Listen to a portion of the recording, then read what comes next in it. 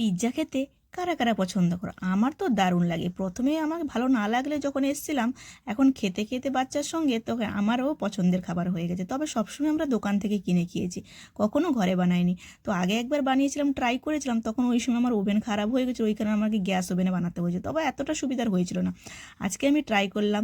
তো আজকে chicken pizza বানাচ্ছি, তো ফার্স্ট অ্যাটেম্পটে তো ভাবলাম যে দেখি ট্রাই করি আরেকবার। তো বলে না, একবার না পারিলে দেখো শতবার, ওই কারণে যতক্ষণ ভালো না হবে আমি ট্রাই করতেই থাকবো।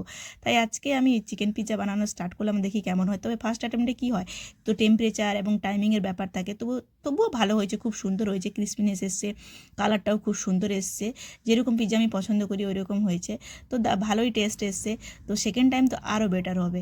তো আমার মেয়ে বলছে আমি ফার্স্ট ট্রাই করবো, তারপরে এভরিওয়ান ট্রাই করবে। তো ও ফার্স্ট খেয়ে বলছে, মামা দারুণ দারুণ টেস্ট হয়েছে।